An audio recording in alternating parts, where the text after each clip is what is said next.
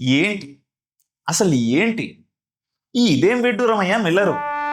సప్తసాగరాలు ఇది పిల్లకాలంలో పడి తెచ్చినట్లు గెలిచేసిన మ్యాచ్ అనవసరంగా చేతిలా పోగొట్టుకున్నాం. అప్పటిదాకా హీరో అయినోడు ఒక్క సెకండ్లో విలన్ అయిపోయాడు. హ్యాట్రిక్ విన్స్ కొట్టాల్సిన డీసీ ఒక ఫస్ట్ డెసిషన్ వల్ల నిన్న మ్యాచ్ ఓడిపోయింది. Simple equation, 2 balls 2 runs win ఉన్నప్పుడు ఎవరైనా ఎవరైనా సింగిల్ డినై చేస్తారా? మిల్లర్ చేశాడు. ఈ ఓవర్ కాన్ఫిడెన్సే డీసీ కొంప ముంచింది. అక్కడ దాకా తెచ్చింది మిల్లరే, అక్కడ ముంచింది కూడా మిల్లరే. నేను గనక డీసీ ఫ్యాన్ అయితే మిల్లర్ని ఘోరంగా తిట్టుకునేవాడిని. మరి బ్యాట్ తగిలించలేని బ్యాట్స్మెన్ కాదు కదా కుల్దీప్ యాదవ్. సరే, ఒకవేళ తగిలించలేకపోయినా సూపర్ ఓవర్ పడేది. కానీ ఇప్పుడు మిల్లర్ చేసిన పని వల్ల ఏకంగా మ్యాచ్ ఓడిపోయారు. ఒకప్పుడు సౌత్ ఆఫ్రికన్ టీంని చోకర్స్ అనేవాళ్ళు. ఆ రక్తం ఆయనలో అలా ఉండిపోయింది అనుకుంటా. అదే రిఫ్లెక్ట్ అయింది నిన్న మ్యాచ్లో. దీనివల్ల జీటీ ఫ్యాన్సే కాదు, పంజాబ్ అండ్ ఆర్సీబీ ఫ్యాన్స్ కూడా పండగ చేసుకుంటున్నారు. ఎందుకంటే డీసీ టేబుల్లో వాళ్ళకంటే పైకి వెళ్ళిపోవాల్సింది కిందనే ఉండిపోయారు కాబట్టి. మొత్తానికి ఈ సీజన్లో జీటీ బోని కొట్టిందయ్యా. మేము అవుట్డేటెడ్ కాదు, అప్డేట్ అయ్యాము అని మనకు ఒక సిగ్నల్ పంపించింది. ఫస్ట్ బ్యాటింగ్ ఆడిన జీటీ 210 runs కొట్టింది. ఒకనొక టైంలో 220, 230 వస్తుంది అనుకున్నా 210కి ఆగిపోయింది. గిల్ స్టార్టింగ్లో కొంచెం స్లోగా ఆడాడు అనిపించినా ఆ తర్వాత కవర్ చేశాడు. మనోడి బ్యాటింగ్ స్టైలే అంతా. ఇక బట్లరు, ఎన్నో రోజుల తర్వాత ఆయన నుంచి అలాంటి ఒక ఇన్నింగ్స్ చూస్తున్నాం. ఇదయ్యా నీ అసలు రూపం, దీన్నే కంటిన్యూ చేయి. ఇకపోతే Washington Sundar maiden IPL half century కొట్టాడు ఈ మ్యాచ్లో. మొత్తానికి జీటీ టాప్ బ్యాట్స్మెన్ అంతా ఫామ్లోకి వచ్చేసారు. డీసీ బౌలింగ్ అలానే కంటిన్యూ అయింది. యాక్చువల్గా బాగానే వేశారు. లుంగి ఎంగిడి, నటరాజన్ ఫామ్ని అలా కంటిన్యూ చేశారు. బట్ ఇక్కడ ముఖేష్ కుమార్ వికెట్స్ తీశాడు కానీ రన్స్ ఎక్కువ ఇచ్చేశాడు. హాఫ్ సెంచరీ కొట్టేశాడు బౌలింగ్లో. ఇక విప్రజ్ నిగమ్ ఒక ఓవర్ వేశాడు, 23 runs ఇచ్చేశాడు. అక్కడ పడింది పెద్ద దెబ్బ. ఇక చేసింగ్కి వచ్చిన డీసీ ఓపెనర్స్ కుమ్మేశారు. చాలా రోజుల తర్వాత కేఎల్ రాహుల్ క్లాస్ చూపించాడు. 52 balls 92 runs కొట్టాడు. ఈ ఐపీఎల్ సీజన్లో ఇదే హైయెస్ట్ స్కోర్. ఇదే ఫ్లోలో సెంచరీ కూడా కొట్టేస్తాడు అనుకున్నా, బట్ మిస్ అయిపోయింది. Nitish Rana as usual hand ఇచ్చాడు. సమీర్ రిజ్వీ ఈ మ్యాచ్లో చేతులు ఎత్తేశాడు. ఇంకా అంతా అయిపోయింది అనుకున్నప్పుడు అప్పుడు స్టార్ట్ చేశాడయ్యా మిల్లరు. 18 balls 41 runs. ఇక జస్ట్ 2 balls 2 runs కొట్టాలంతే. అక్కడ కొట్టాడు పెద్ద దెబ్బ. First choke of 2026. DC match పోయింది. మొత్తానికి మంచి థ్రిల్లర్ మ్యాచ్ చూసాము. ఫస్ట్ సూపర్ ఓవర్ మ్యాచ్ కూడా అయ్యేది, బట్ జస్ట్ మిస్ అయిపోయింది. ఇప్పుడు మనం man of the match contest winner గురించి మాట్లాడుకుందాం. నిన్న మన కంటెస్ట్లో టాప్ 3 వచ్చిన వాళ్ళు Revanth, Naveen and Aditya. Finally the winner is Naveen. Congrats Naveen.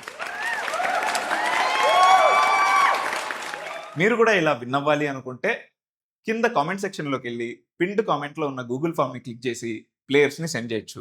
లేదా ఈ ఇన్స్టాగ్రామ్ ఐడి బయోస్లోకి వెళ్ళి అక్కడ కూడా లింక్ ఉంటుంది, అది క్లిక్ చేసి ప్లేయర్స్ని సెండ్ చేసేయచ్చు. ఇక ఈ రోజు జరగబోయే match Kolkata night riders versus Lucknow super Giants. KKR last match వర్షం వల్ల ఆగిపోయింది, ఒక పాయింట్ వచ్చింది. కానీ ఈ సీజన్లో కేకేఆర్ ఇంకా ఒక్క మ్యాచ్ కూడా విన్ అవ్వలేదు.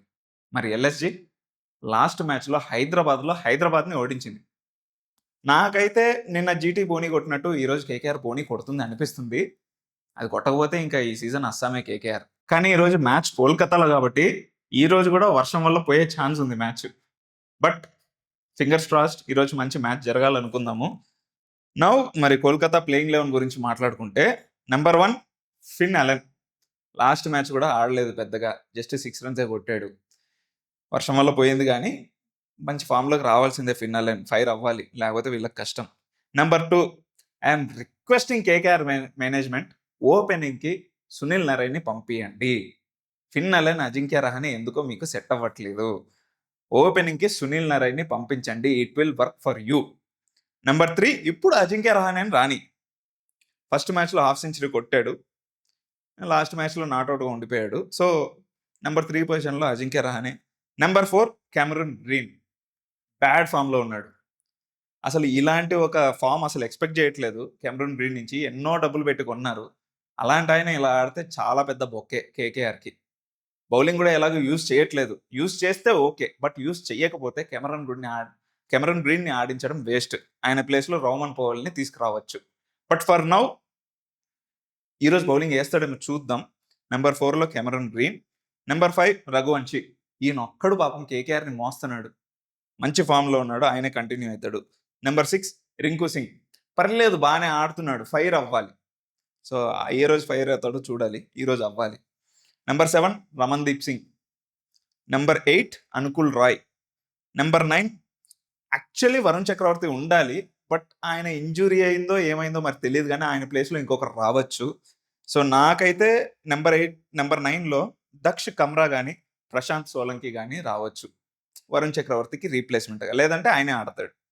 Number 10 Vaibhav Arora, runs leak చేస్తున్నాడు, not a good sign. Number 11 Kartik Tyagi, ఈయన కూడా రన్స్ లీక్ చేస్తున్నాడు. Number 12 Blessing Muzarabani. KKR bowling లైనప్లో ఎవరైనా బాగా ఆడుతున్నారంటే అది ఈయన ఒక్కడే. ఇకపోతే నెక్స్ట్ ఎల్ఎస్జి ప్లేయింగ్ 11 గురించి మాట్లాడుకుందాం.